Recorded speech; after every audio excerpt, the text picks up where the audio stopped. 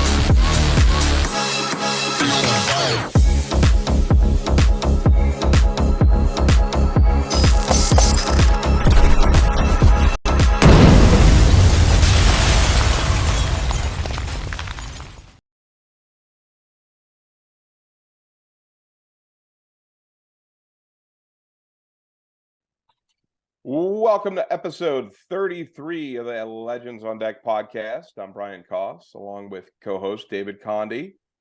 And our guest today is Ryan Moore. Ryan is the CEO of UMR Sports. He's also the founder of the Florida Gulf Coast League and president of the Florida Vibe, which is a professional women's softball team. They're all located in Bradenton, Florida, in the Bradenton, Florida area. Ryan, welcome to the show. Hey, thanks, guys, for having me. Really appreciate it. Honored and humbled to be a part of your podcast, and just thank you for everything you guys do, and just humbled to be here. Well, we welcome you, and sometimes we have to welcome guests from out of state, but you're enjoying the Florida weather as we are. Right. So this is an all Florida podcast today with beautiful sunny weather behind us outside. Yeah, Team no Florida, snow, no freezing cold. Huh? That's right. Team Florida. All right, Yeah. here we go. All right, so as we do it, all our guests come on, we kind of, once again, want to know your background, where everything started. So kind of share with us, where did you grow up, if you played baseball, when you got started, how long did you play, and then how did that passion turn into what you're doing today with the baseball and softball industry? Sure. So I was your typical young. In fact, I just kind of get into it as far as UMR Sports goes. UMR Sports is a company where we actually have on our family old farm, we actually have a complex that was being built now, and I was raised on a dairy farm, and that's my background was farming community. My family moved here, and we started in the farming community, and I fell in love with baseball because I tried to get out of work. And so I started playing baseball, and I just loved the game, and I played high school and collegiately. I went to State College of Florida, which is, well, back in my day in 89 and 90, it was Manatee Community College. Today it's called State College of Florida. But Manatee Community College is where I got my first collegiate experience, and played in the College World Series in 1991. Actually won a game against Glendale of Arizona, and we ended up playing for the national championship in 91 and lost to Howard of Texas. Still a bad memory, but it was a great experience. Went to University of Central Florida, UCF, and played there for a couple of years and won a conference championship there at UCF. And then after that, went on to the Florida State League with Montreal Expos and West Palm Beach, and then the Texas Rangers in Port Charlotte. Then in 1994, the strike hit. Baseball was over for me, and it was on to the private sector world, where I became an insurance agent, believe it or not, and payroll administration type of company that I got into. I started working for a company, and then just a couple of years into it, I became my own business owner, and a business owner ever since. And then, coached my two young kids at the time. I became the American dream, got married, had two kids, and lived the American dream. Coached my kids all through school until they got to high school, and then took a break from that. And then, here we are in 2017, started the Florida Gulf Coast Collegiate League, which was the first episode of the baseball side of things. And then of course 2017 we're rolling with that, and then in 2020 the softball comes along. So that's kind of a little bit about my background. UMR Sports is kind of is a complex that's being under construction as we speak. It's going to be a 55-acre sports facility we already have pickleball and volleyball already on the site now. We also just got done building a 3-tunnel baseball softball system, which we use for private lessons, clinics, and camps and things like that now. But we are getting ready to start construction of the main fields, the 5-plex we call it, and the adult baseball fields as well here in the very short future here, probably early this fall. We'll start construction of that facility. Being added to the rest of the complex will be a stay and play, probably 230 or 240 unit stay and play apartment type of place. And we'll be adding some golf, and we'll be adding some lacrosse and other soccer and some things like that. But our goal and our whole opportunity is to have a sports plaza that's welcome to the community, and share with the community, and have something for everybody in the sports world to enjoy. That's our goal. Well, this is going to be an amazing place to go to. I mean, in the hub of Florida, right? On the west side, you have the spring training teams. I mean, this is going to be something that almost year round. At least with baseball, you're going to be doing stuff. And then I know the other sports. I mean, it's going to be an amazing place to go. and just be a part of it. We can't wait to even get that, to witness that. Yeah, we're super excited. We're super blessed. I mean, whoever knew, years ago when my mom and dad moved here from Ohio, whoever knew that would be like downtown Lakewood Ranch, at one time, So we've been certainly blessed. There's no doubt about that. We just, from a family standpoint, we wanted to provide something to the local community to be more recreational type of based, other than just development of housing or this. We're going to have that option as well, but we want to be inclusive of the recreational side of it, things too. And so we're excited to grow Manatee County with that type of opportunity.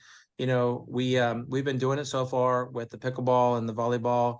Like I just said, we just hosted the first National Junior College World or State Championships here in the state of Florida for the beach volleyball championships here the last couple of days at our new complex. So it was a wonderful event. Very honored that we were able to host that. We're going to be doing more of that kind of stuff in the future with softball and baseball and different things like that. But that's just to give you a slight example of what we're trying to do here. But man, we are super blessed and super stoked for the opportunity to provide those opportunities for these athletes and just the community in general. So we're excited about it. Awesome. Well, I will tell you, I was talking a little bit beforehand, but that facility, and we'll share, of course, your website. Sure. And everything that social media and all those things for all your ventures. But I encourage everyone to go check out the site, because you look at the plans for this place and it's pretty impressive. And as David said, it's kind of right in the middle of things. It's almost directly between David and I. I'd say Bradenton, if we were going to meet, Bradenton would probably be the halfway point. So maybe we'll have to do that sometime and check things out when we get rolling on. Oh, you're going to have to. That's going to be a must. For sure. So you told me, and David, that you have two boys, both of which play baseball, but you got somehow into the softball business as well. So probably there's a joint passion with baseball there, and the boys are playing baseball, the girls are playing softball. But David and I had a really interesting episode a few episodes back with one of our other writers and now one of our editors, Dylan Spalding. And Dylan was covering the tournaments for college softball out in Clearwater. There was 2 back-to-back tournaments one weekend, and then the following weekend there was another. All the big schools were out there. Right.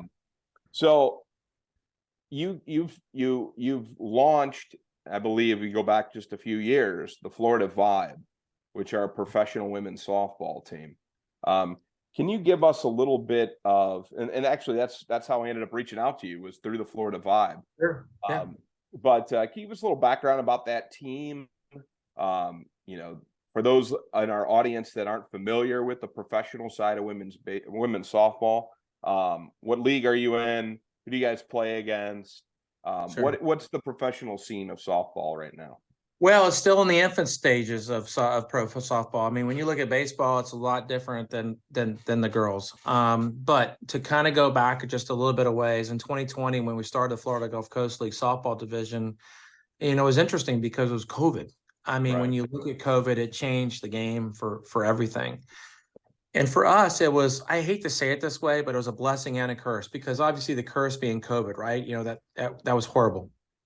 But the blessing was we were the only game in the NCAA softball world that was happening that year here in Florida. So we were able to launch this college softball program, and all the eyes were on it. And so that was really, really super cool. And so the athletes that came here, we wanted to mirror image what we've done in baseball over the years. So we wanted to kind of mirror image that with the resources that we had here in Florida. So what really got me was, like I've told you guys in the past, like I don't have daughters. I have guys, I have 2 boys. And so I'm only used to the baseball world. But those girls inspired me so much, and our staff so much, that I was like, I couldn't believe it that the games were amazing. The kids were amazing. The parents were amazing. Everything was amazing about it. And so it inspired our staff to keep growing this thing. Let's make this thing even bigger.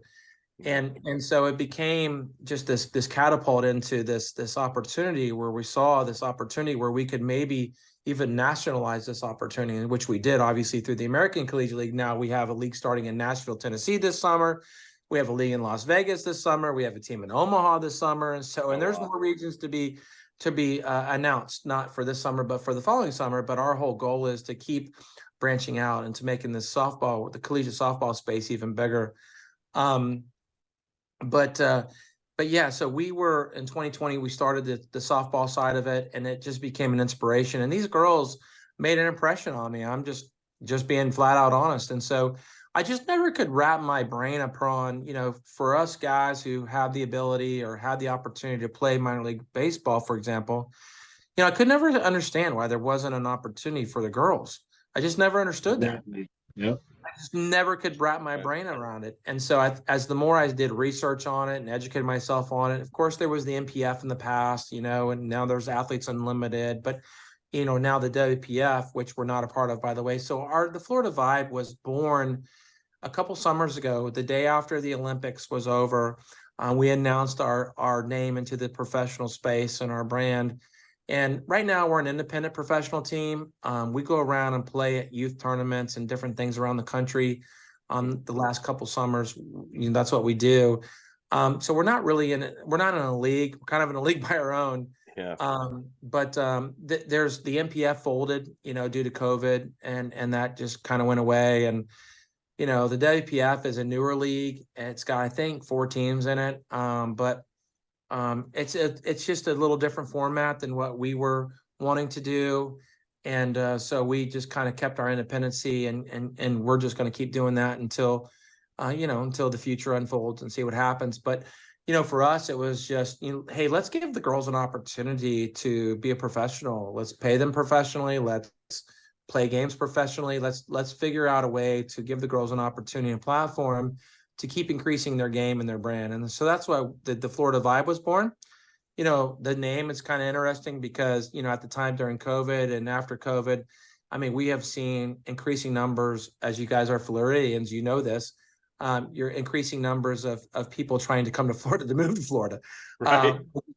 Our traffic problem. Yeah. But the Florida Vibe, hey, it's Florida. It's the vibe, right? It's, everybody wants to move here. So everybody's feeling the vibe. So that's kind of where the name was born. And so we've just embraced that vibe name and attitude. And so we just, so that's how we got in the professional space. And the college leagues offer these kids an opportunity to continue to play and develop and train experience, just like they do in baseball, like we do in baseball. And honestly, the girls just inspired me and our staff to figure out a new way, figure out opportunities to give these girls an opportunity to actually get paid, and how to play at the next level and wear a professional jersey and what it feels like to wear a professional jersey. So it's still in the infant stages. And I think the future's bright for pro softball. Like I said, there's other organizations out there doing things about it, but we're just continuing down that road and see what God has in plan for us. Well, I like it. Can I ask you a question? I'm sorry. Go ahead. We always talk over each other. We think of the same things at the same time. That's what I like to say. Okay, that's good. Go ahead, David. You gonna let me go on this one? I'm gonna let you go on this one, and then I'll follow up. So professional, getting paid, softball, how does that all come together? Like, where are you finding the ball players at? And so a couple of questions here. Where you find the ball players at? Are the sponsorship behind the team to be able to pay for the ball players, and what's the fan base like?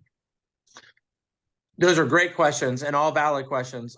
So the youth is what supplies the audience. You're talking about softball has 1 million tournaments and especially the summer season, which most pro organizations only have a summer season. It's not a year-round situation. So it's basically a June, July, and maybe a little bit of August type of situation for these pro players until there's actually a real pro opportunity season. So a lot of these teams will travel to youth organization events to where the youth population is already there to that are playing in a youth tournament. So therefore they make up the audience. Where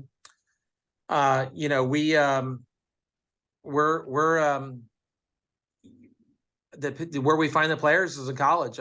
So we were really, last year when we started our inaugural season as a Vibe, we went out and got a good mix. We went out and looked at some of the players that, had been in the professional space before, that weren't playing or coaching or doing whatever. And then we really looked into the college ranks. So my former days after I was done playing ball, I actually I actually did some scouting too for the Seattle Mariners. And my whole thought process was when I got into the softball space that I was going to use some of the same, not necessarily the same metrics, but some of the same attitude and same ways. And I wanted to give these girls an opportunity to be scouted like we would do a young baseball professional, so to speak. And so I kind of used that same mentality. So we did is we have a staff, and I have a general manager and, a coach. And, we really as a staff just went out and really started watching a lot of games on ESPN Plus and, even in person. We went and traveled a lot in the fall seasons when they weren't playing a regular schedule. We would go see some of these teams and some of these players. And we really kind of we wanted to put in the same effort that we would do a young baseball player, so to speak. So we did that. So the beautiful thing about college softball and pro softball is that the market's so untapped. There are so many deserving softball athletes that their ceilings are so high. There's so awesome potential professional players out there. There's just not enough leagues or enough opportunities to give every kid an opportunity that deserves it to play professional softball. So really, at the end of the day, our opportunity to pick kids is limitless because there's so many deserving kids. Unlike baseball, which is a little bit different, as you guys know. But in softball, it's wide open. So, rosters are somewhat smaller than baseball rosters. So you get you can go and really handpick who you want and go after that person and try to make it work. So there's no sponsorships necessarily. Now I take that back. There are some sponsorships. Let's say, for example, we might do a bat deal with a company or a uniform deal with a company, or, we'll do some things like that. We a lot of times will do relationships with youth tournament organizations and work on the logistics and the financial part of those particular opportunities to help offset some things. We as a team, we'll sell merchandise and uniforms. We do some things as an organization that will do different types of events to help us, obviously raise awareness and financial opportunities for the players. But we don't necessarily have, financial sponsors. I wish, but no, we basically organically grow this opportunity for the players. And right now we use the college league systems in order to do that. So a lot of the college leagues that we operate will, help our pro opportunity out. It's kind of like one hand feeds the other, if that makes sense. So I do have one thing I wanted to say on that, like your schedule. I'm looking at your last year's schedule, and you play Team Puerto Rico, Team Canada, Team Mexico. I mean, it's already out there, right, in their countries, and I mean that's amazing. So how are we able to bridge that gap together? How are we able to bring those teams together? Well, the national teams are always looking to play. They always come to the States because there's a big tournament in Canada called the Canadian Cup, and there's the World Games and things like that. So all the teams, a lot of the national teams are coming to the States looking for opportunities to play games. So for us to find, some game schedules isn't all that big of a deal, because the national teams want to play. And so we do that. And so we'll obviously set the stage and go to them or us or whatever, and we'll sell, tickets for game day, whether it's live stream, video media, or whether it's, in-person game stuff. So there's financial opportunities there. But I think that when you talk about bridging the gap, so to speak, between countries, again, the sky's the limit. There's not really been a bridge. There's really been nothing there to say, hey, what can we all do together to really, increase the space, and especially financially, so right now we've just worked with those teams in order to give them games, and those players opportunities to play. And then we work together as organizations to try to pick venues that make sense to play in front of. And then there's some revenue opportunity there as we make the schedule at different places we may play. But it's awesome because now you're bringing attention to who to buy ball by playing these teams, and you're putting yourselves on the map because everyone's starting to say, oh, man, we didn't realize it was a team we're playing. So that's kind of really helping you to let more people know about what you're doing and about your team. So that's an awesome thing to kind of – I saw Puerto Rico. I go, oh, wow, Team Puerto Rico. I know they have a softball team. Yeah, they actually are pretty good. Yeah. Yeah. And there's a lot of the college players in today's game actually have roots in a lot of these different country national teams. And then honestly, the national organizations, they really thrive off the opportunity of the American type of college system, because a lot of those kids can play, based upon their heritage with those organizations, whether it's Team Israel or Team Mexico or Team Canada or Team Puerto Rico or Team Colombia or Team Japan. I mean, there's a lot of opportunities for these kids to be able to play on a national team and represent their heritage, which is, when you think about it, super cool, right? I mean, how cool is that to represent your roots and your heritage? And we, as a baseball, as a softball organization, we want to embrace that. I think that's a super cool opportunity for even our players to, our professional players to even be able to help grow the game, advance the game at that level, for that particular country too. I just think that speaks volume about where the game is right now from the softball perspective and where it can go. You think about it, the sky's the limit. There's so many things more to do. And that's definitely right, because if you my comment originally was going to be, you watch the girls play in the College World Series, and there's all that excitement. Watching girls College World Series is exciting. So like like the men's side, it's got the same sort of vibe to it. To use that Pretty good. But it's got the same. ESPN gives them the same coverage. Sure. It's all it's got the same excitement surrounding it. And then it's like, okay, well, the college guys are going to go on to either trying to get drafted, and go play at the professional level. A lot of them never will, but it's you see what the next step for the guys are. Sure. And you don't see that with the girls, so you're providing that next level of play, which I think is important. And there's just a large gap in the marketplace. There is, but not for long. It's coming. Yeah, no, that's great. I'm gonna kind of stay with that, but then add something to it. So you've got these collegiate leagues, and my understanding is that the men's league came first, and then you created the women's league out of the men's league, more or less. Correct. That's as a result of. So we've been covering at Legends on Deck for the last couple of years, and kind of just digging into this whole summer collegiate baseball thing. Funny enough, we, one of our our last episode or 2 episodes ago, we had the Royal Oak Leprechauns a few weeks ago. They're up in Michigan. We had the Carolina Disco Turkeys on. It's a fun name. They're a team up in Winston-Salem, North Carolina. Awesome. I'm in contact frequently with the Florida Collegiate League here. Out of Orlando. Out of Orlando. So I've got my team here in Winter Garden, the Squeeze, and then a few years ago when they were still playing collegiate summer ball, I had hooked up with the Savannah Bananas, and now they're doing their whole thing now. Going with banana ball and everything else, but they got started with the collegiate leagues. So I think that I think their success has actually brought more attention to these.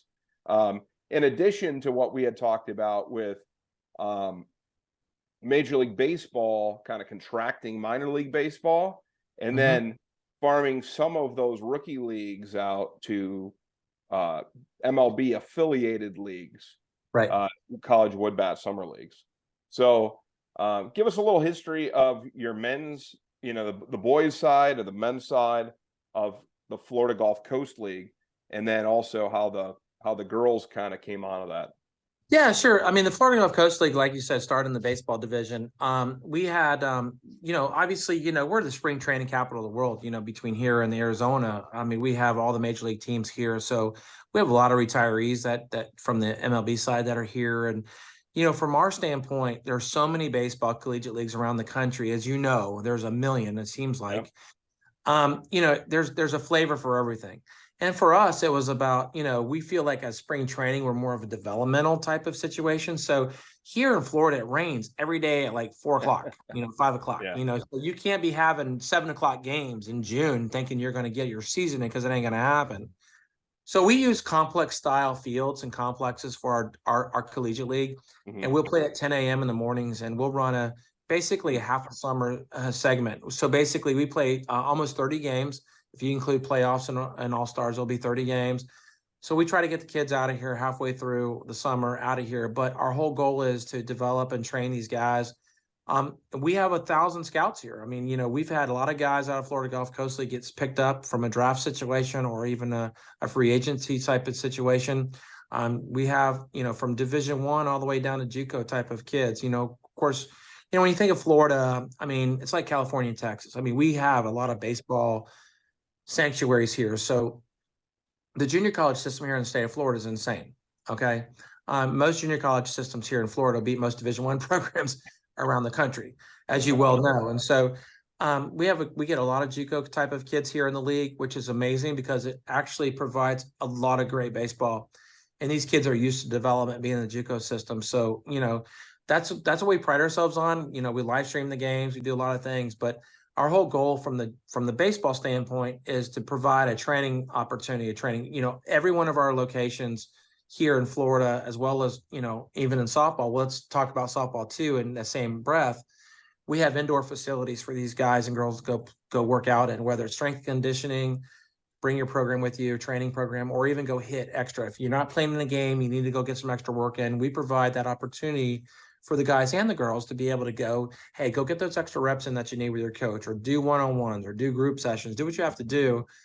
Go work on things that maybe you needed to work on while you're here in the summer. So again, we don't have butts in the seats. We're not selling beer tickets. We're not selling, raffle tickets. We can't be the Savannah Bananas. We can't be Cape Cod. We can't be those people. Yeah. We're just about just getting after it in the hot Florida sun and dodging raindrops and lightning and getting after it. Yeah. So that's what we do here on the baseball side of it. But it was interesting, because back in 17 and 18, when we started the baseball side, and 2020 is actually at a collegiate, baseball game. And my wife is actually the one I credit with this too, because she's like, hey, do you think there's anything like this in softball for the girls? And I said, I have no idea. And I went home and I Googled it. And to my surprise, there wasn't anything. And I couldn't believe it because you brought up the whole World Series thing, right? Right. Well, if you do the numbers, the College World Series for softball dwarfs the number of viewers for guys baseball. And so I was like, okay, we're starting this thing tomorrow. Let's go. We're rolling. And so that's where the idea was born for the softball. And I had no idea what I was doing. Zero, other than the fact that we lived in Florida. We have resources. It's paradise. We have the beaches, Anna Maria and Siesta Key. Heck, they make TV shows about it. How could you go wrong, right? Right. So so that's what we did. And but our whole goal was to provide an atmosphere no different than the baseball athlete. Hey, softball athlete, come to Florida. Let's train. Let's develop. We see a lot of different kids, whether you're substitute type of players, redshirt kids, transfer portal kids. In softball, though, we're starting to see the bigger time athlete, though, who just wants to continue their game, which is a huge deal because when you look at some of the results in the playoffs and the College World Series, a lot of our kids that have been here are making huge impacts on those rosters. And you're starting to see it more and more and more throughout the country that are taking shape. So the summer collegiate softball is no different than collegiate summer baseball. It does make an impact. And the old saying is true. You do more, you will get more out of it. And that's what's happening. So the statistics don't lie. So the kids that come here, especially on the girls' side, hey, they're coming here with a mission. They're coming here to do something to make a difference for their team when they go back to their fall and spring semesters and make a difference. And it's no different than what the guys do. The guys come here to do the exact same thing. And, if you can make it in Florida, you can make it anywhere because it's hot. Yeah. No doubt about it. So that's how we got into it, So you got the original college softball summer league. Correct. And so did that result in girls coming from all over the country to join this? Yeah. Yes. That's what I figured. Yeah. You probably got players from UCLA and from West Coast and Midwest, all the big programs. Oh yeah, Washington, UCLA, Arizona State, you name it. We have them here, Texas. I mean, this is where they travel from miles and miles away to come to Florida to play. That's how much it means to them, those players. We've been blessed. We've gotten a lot of coaching. A lot of coaches from the out west and the Midwest and everywhere else they've been very supportive of what we're doing. And that's what prompted us to start the American Collegiate League, which is the umbrella group. The American Collegiate League, the ACL, you'll hear me talk about that. Yeah. It's the umbrella. It's the governing body. It's kind of like MLB is to minor league baseball. So the ACL is the governing body to where, as we expand these regional leagues, the Florida Gulf Coast League now is a regional league of the American Collegiate League. Okay. The Music City League, for example, is the brand new league in Nashville, Tennessee this summer. That also is a regional league. The Omaha Collegiate League, which is the called the Heartland Collegiate League, that's in Omaha, Nebraska. That also is a regional league of the ACL. The Vegas Collegiate League is also a regional league. And so what we're trying to do is expand the map logistically for those players, especially in the West and the out West, Midwest. When you look at what COVID has done to the economic structure of things, where before logistically, kids would come. I mean, if they still want to come to Florida, they still can, if they want to spend the money to do it. But logistically, it may make more sense for parents and families and kids to spend their money more wisely if they're going to more of a closer, location. So that was our goal, is to try to, as we continue to grow the college softball space, summer space, hey, logistically and financially, can we do something that make more sense for those type of players that may not want to travel from Washington to Florida or from California to Florida? So we try to come up with that opportunity with this mix of our regional, what we call our regional leagues of the ACL.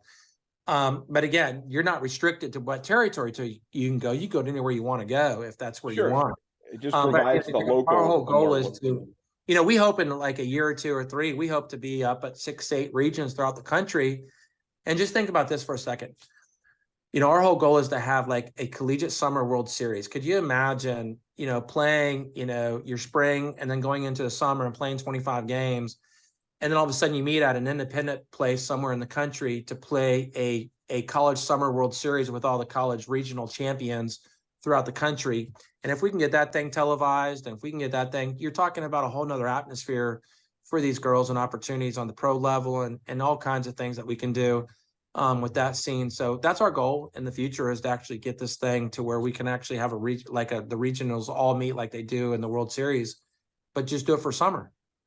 I love it. I think that makes a lot of sense. And yeah, the localized version of that. So you take, like you said, you've got now that you started with the Florida Gulf Coast League, and then you're creating these other branches out there, and putting them under one governing structure. So like you said, now they don't have to, as I imagined, when you started the original league, it had to be everybody from everywhere coming. Correct. But now maybe you'll see more of a regional component, the way that the boys, the men's side is, where the men's has so many different leagues, but you see predominantly guys from that state or guys from that region playing in those local leagues. Correct. Whereas, so and that's the thing is too, because most people may not be able to afford to come, halfway across the country to do something. So again, that's where we are in college softball. There's such an opportunity, the landscape wise. It's such a vast region out there to do stuff with. And so we thought the opportunity, hey, look, if the Florida Gulf Coast League is going to be the premier Cape Cod League of baseball for softball, hey, what can we do in some of these other areas that brings college softball summer experiences to those kids who can't come? And the other thing that we want to do too is that, we have, if you guys have done your research, I'm sure, the Florida Gulf Coast League, I mean, since obviously when you're the first and the premier one, we get a lot of the big programs, UCLA, Texas, Florida State, Florida, Duke, we get all the big name schools that send their players here. So we have to put rules in place to make sure that kids get the opportunities to play. But again, another whole goal is starting some of these other leagues where, hey, listen, there's that Division II and that Division III and that NAI kid and that JUCO player that still needs to do exactly what we're doing for everybody, and that is, hey, grow your game, train and develop. Where can you go to do that? And so our whole goal was to create more of a national landscape to say, hey, Division II, hey, Division III, hey, NAI, hey, JUCO, hey, Division I, whatever it is. Let's be all the above, answer. And so therefore, let's create more opportunities because, and look, in softball, the rosters are smaller and there's only so much a region can hold logistically and economically when you come to housing and things like that. So you have a very limited number of opportunities. So by nationalizing this opportunity and regionalizing in different regions, all of a sudden now you open up the map and you open up the opportunities for these other players at other college institutions to be able to have an opportunity to participate no different than that Florida State kid or that UCLA kid or that Texas kid. And that's the whole idea, is to keep enlarging the map for everybody, not just Division I. That's not what our goal is. Our goal is the game itself in general. How can we help the game of softball and its players, whether it's Division I athletes or JUCO athletes? How do you increase the space in order to allow them to have an opportunity to keep growing their game? Because their attitudes are the same as anybody else's. Hey, we want to get better. We want to help programs. We want to encourage, we want to be a better teammate. So how do we do that? So that's all we're trying to do by nationalizing everything. Is it, they all play by the same rules. That's again. So just because when you're underneath the national umbrella, you play by the same game rules. You play by the playing format. The rosters are the same. There's everything the same except for the actual location. That's the only difference. Yeah, I like it. I think you'd be surprised too. Like JUCO level, Division I level. You bring them together. You'd be surprised who stands out. You'd be surprised who's that ball player that doesn't make. Hey, maybe they didn't make the Division I team, so they chose JUCO. But sure, that person in JUCO can take off and just be just as good as the Division I or even better. So you're providing that opportunity. Yeah, David, that's right. Because, in baseball, we see it all the time. You see a lot of JUCO guys that could play at the next level in a heartbeat, right? And there's just not enough roster spots, for every. In softball, it's even bigger and greater than that because the rosters are smaller in the softball world. And so these kids, you may be really, really, really super good, but there's just not enough roster spots. So you end up going to a JUCO college, for example, and you end up making a huge difference at a junior college until you find your place. But you're right. There's softball. I have to, you got to go back. Softball, it's so wide open. Okay. It's not like baseball. It's so wide open. And there's just so many opportunities that we can do as a game as a whole to provide these girls opportunities to continue to grow their ceilings. And that's what I love about the pro space, because I feel like we've not even reached our potential, not even remotely came close to reaching our potential. And when you look at a lot of these players, I mean, their ceilings are so high that in a baseball world, we would have drafted these kids in the top 3 or 5 rounds of the Major League Draft. Yet these kids will never, these top 5 round kids in softball will never get an opportunity to ever taste what a professional paycheck looks like, which is sad. Well, we think you're on the right track and you're providing exactly what they need. And it's just it can only get better from here. I mean, the only way it gets worse is if somehow you shut down your program and decide not to keep forward, and that's not going to happen. Yeah, let's not hope that. Yeah. So it can only get better from here, and I think you're providing a lot of opportunities for these girls, and I think that's a great thing. I think if we can get more people around the country to do the same, but maybe you just take the lead and and you open those doors, and that's awesome. Listen, God has been great to us. We're just going to keep going down day by day, summer by summer, year by year. We'll see what happens in the future. But, our ultimate goal is just to create opportunities for these players to keep getting better, train, develop, make an impact on their current places and, grow as individuals and as teammates.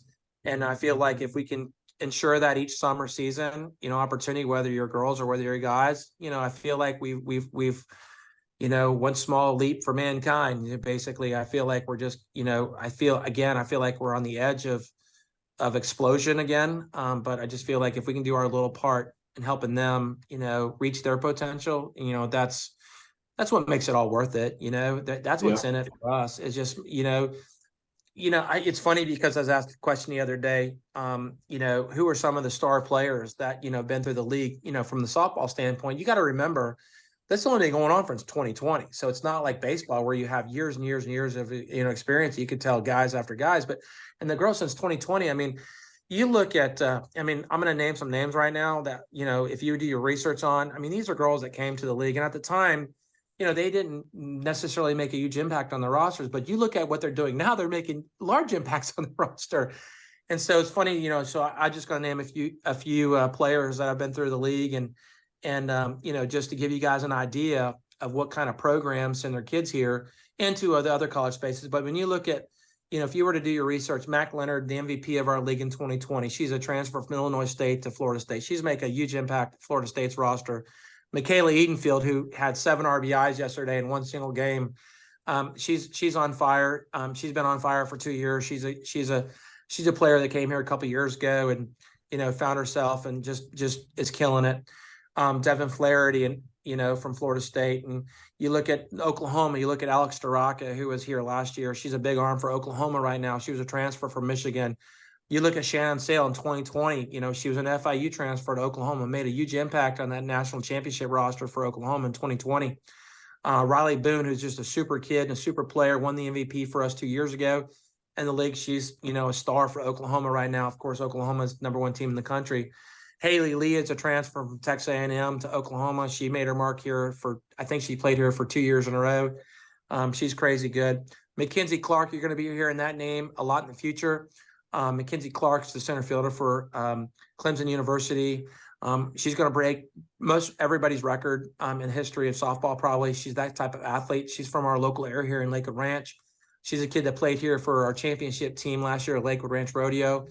Watch out for her. Mark that name down. She's going to be somebody special. Avery Gales, also another local player, played here for the Tampa Lakewood Ranch Mustangs. Gatorade Player of the Year here in Florida. She's another kid. She's at University of Florida doing all kinds of good things for the Gators.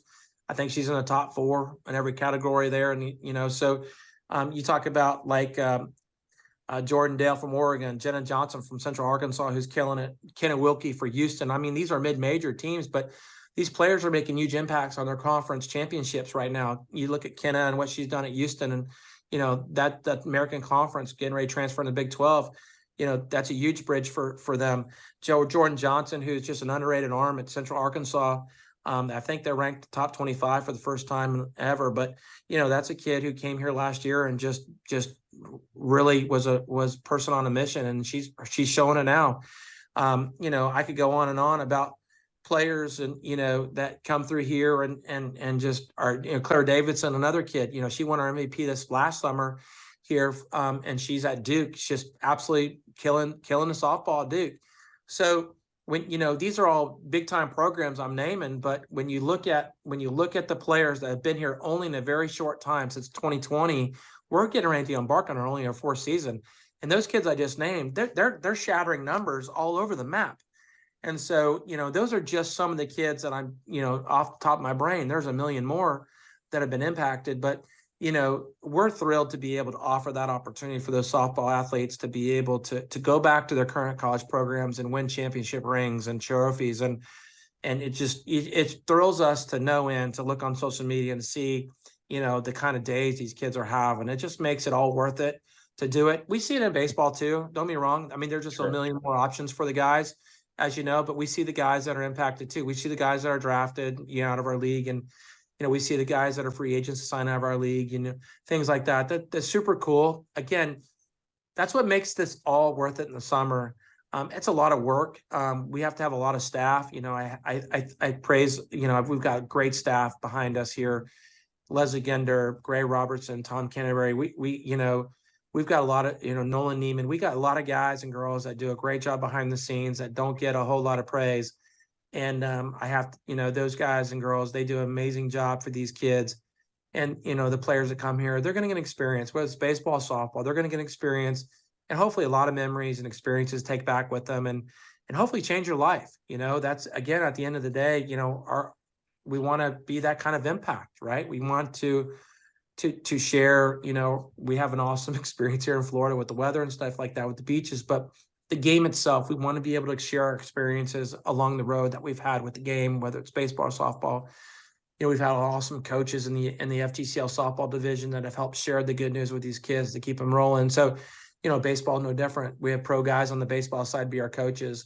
Gary Sheffield, for example, and Al Goldis and Jim Thrift. I mean, we got guys like crazy on the baseball side, that have just made an impact on these kids' lives as they continued their focus on minor league baseball, professional baseball. So, no different from the girls. And it's just been really a fun experiment. And it's been really neat to see every day that comes. It's a new day and a new thing. It's actually pretty cool.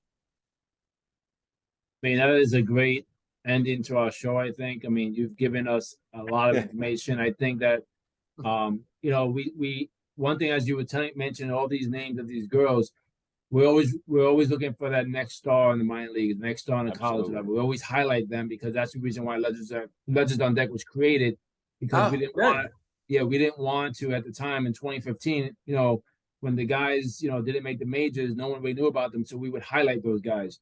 We talked to Dylan, he's our associate editor on our page, and he covers a lot of softball. And we want to expand our site to cover more softball and give more names to a lot of girls that out there no one really knows about.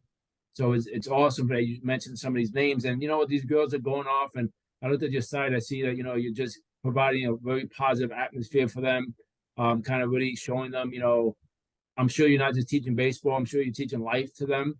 And I'm sure that when they go on to their teams and they're doing well, the first thing people say, hey, what did you do? They're going to mention what they learned, in your league, and they're going to mention all the positive impact. And that's just going to bring more opportunity for more girls that want to gain that knowledge and gain that talent. And just, at the end of the day, we just got to provide, I coach youth baseball. And the one thing I always do is I try to provide a positive, I try to, because I coach 13, 15U, and that's the toughest group to coach. But I try to be a mentor, and I try to teach them more about life than anything else, prepare them to that next level. So when they get to that next level, or get to high school, get to college, they already have that little bit of a foundation to continue moving forward. 100%. That's what it's all about. It's about life.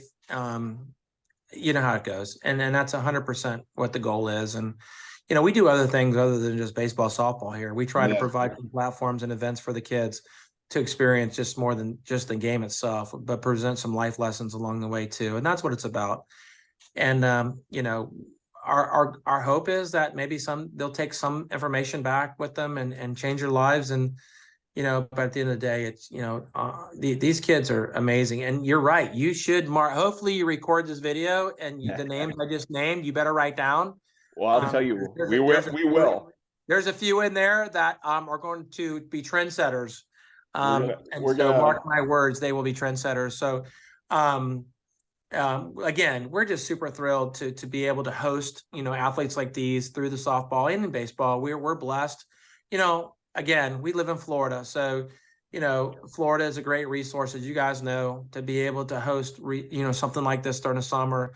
Again, on the softball side of it, we're just hoping that we can expand the map to give girls in this post-COVID opportunity, this whole post-COVID world, so to speak, opportunity to have logistically and financially an opportunity to grow their game like the guys did throughout the years. Mm-hmm. I played baseball in the 80s and 90s, and I'm an old guy now, but I had a ton of college summer opportunities. I played college summer ball. That was back in the girls didn't have anything. They didn't have anything until 2020. So when you just think about that, for example, that's staggering to even think about that concept. So we're just thrilled to be a part of it, and hopefully we can just keep growing the game in a positive manner and experience for these college athletes. And this, like I said, the road is endless, and who knows what tomorrow brings. Yeah, well, we're gonna keep an eye on those names that you mentioned. And I noticed you guys are close to Lakewood Ranch there, right? And right. Lakewood Ranch has won multiple high school softball championships in recent years. Yep. So you're probably a farm system right there for some of these schools that are, the scouts don't have to go very far, right? Yeah, well, you still have to perform now. Lakewood Ranch, TJ Gales was the head softball coach there for the last few years, and he ran the one of the higher ranked Tampa Mustangs teams too. And he's a guy that played baseball at University of North Florida. He's a good friend of mine, and he's a great guy. I bounce a lot of things off of him in the softball space because he has two daughters. They both play at University of Florida. But at the end of the day, TJ has put in a lot of time and effort into these young ladies, and most everybody who's come through his program at Lakewood Ranch has gone on to play pretty competitive collegiate softball summer in the country. You're right. So there are certain programs in the country, him being one of them, when they come out of here, they know the game a little bit differently than most others. They just do. They're just a little bit more. So when I say a Mackenzie Clark, or an Avery Gals, they just are the Alex Rodriguez's of the world, if that makes sense. Ken Griffey's. They're just a step above, everybody else. And I don't mean that to be, demeaning or anything like that. It's just that when you look at a player, an athlete like a Mackenzie Clark, I think she wakes up every morning and probably could go do most sports, whether it's basketball, softball. She probably could hit a baseball farther than me.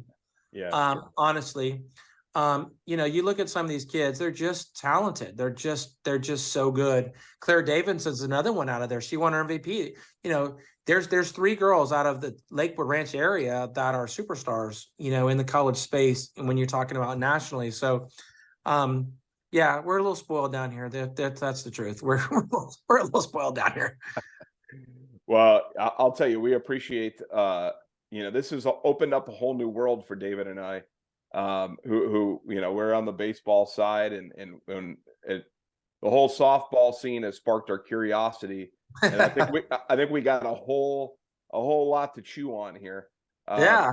And with you geographically, and kind of like I mentioned, in between David and I, we'll probably have to meet up sometime this summer. And, yeah, absolutely. We're not too far away from you guys. Yeah, so you'll have to come up. We've got a month and a half worth of softball, so you'll have to come up and meet some of these players and coaches and watch some softball college action, see what it's all about. Then you'll have a brand new perspective on it. You guys sound like me 3-4 years ago, like where I was mentally, and like, wait a second, there's more to this. Yeah, I've got 3 daughters too, so my gosh, you're right there. One son that plays ball. My older daughter, she doesn't play softball anymore, but I got 2 more. I got 2 more to get into softball, younger ones. We'll introduce them. So, I think it'd be fun to check out and Sure. everything that you guys are doing there too, and on that location there in Bradenton. Yeah, I'd love to have you. Yeah, we're under construction, so we're gonna get there eventually, and love to see you up here in Bradenton and check things out. Great. Awesome. Well, we're going to make sure we get all of that information, your site, your social media pages, and all that. Is there a broadcasting platform for games, for the Vibe, for the summer leagues? Yeah. So both the baseball and softball divisions of the Florida Gulf Coast League and the American Collegiate League, for that matter, all of our leagues through the Music City League and the Vegas League. Yeah, Athletes Go Live is our official live stream partner and scorekeeping system. So we do have a phone app in your store. It's free. It's called the American Collegiate League. You can go to the phone app, download that. You will actually be able to tap into all the live streams throughout the country and be able to. Every one of our games has play-by-play. So we actually have a crew that will do play-by-play for all these games through our locations, just like the past years. So there's definitely that information, stats, league leaders, rosters, you name it, will be on the app.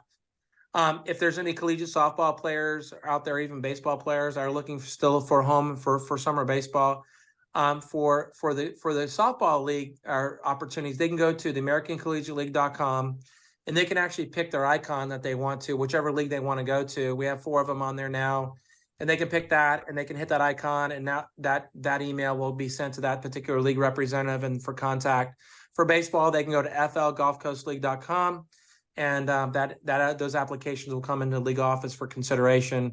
We have 10 teams here in the Florida Gulf Coast Baseball Division, from St. Pete all the way down to Sarasota. So a lot of teams here for baseball, and we have 10 softball teams here as well in Florida. So still some roster spots available. Not many, but some. And Nashville's almost full, but not full yet. Omaha is still wide open.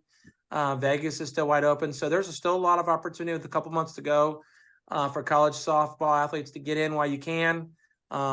Baseball is a little bit more pigeonholed, so to speak, but everybody's always looking for that elite athlete, as you know, in the baseball world. So so they can go to AmericanCollegiateLeague.com and go from there and download the phone app, and live stream wise, be Athletes Go Live, but it'll be on the phone app, and so subscribers can get to that. Perfect. We'll get all that information out. I just want to take a moment to thank our sponsors. We have EZIP Mortgage for all your mortgage needs, and a new sponsor to our show as of recently, DC 3 Bat Company. In the next couple of months here, I'm going to have a really cool product coming out. Nice. I've ordered a Legends on Deck embroidered custom made glove from the DC 3 company. And it's going to be, I'm going to keep it next to me on the podcast so that I could show it off, and I can't wait to get it. What do you mean? You're not going to send it to me to put it on my shelf over here? No. It's going to be sitting me. Maybe it'll just sit on something my like head. this? Yeah, something exactly. We're going to have that there. It's going to be sitting here for me to show off every episode. Yeah, and don't forget the Legends on Deck shop. I like it. David and I have got some cool new things we're working on with the shop as well. So stay tuned for that. Love it. Episode 33. Ryan Moore, thanks for joining us. Hey guys, thanks for having me. Very humbled and honored to be a part of you and your audience. And just thank you for everything you guys do for the games, whether it's baseball or softball. Thrilled to have you guys in the softball world too. And like I said, we'll just keep growing our relationship and brand throughout the next few years. And again, get you guys down to Bradenton and see what it's all about and be a part of us, guys. I encourage you guys to come down and meet the players and get involved and on the baseball and softball side. And so I look forward to seeing you guys this summer. And again, thanks for your audience for tuning in and listening all about it. Thank you, Ryan. We're looking forward to it.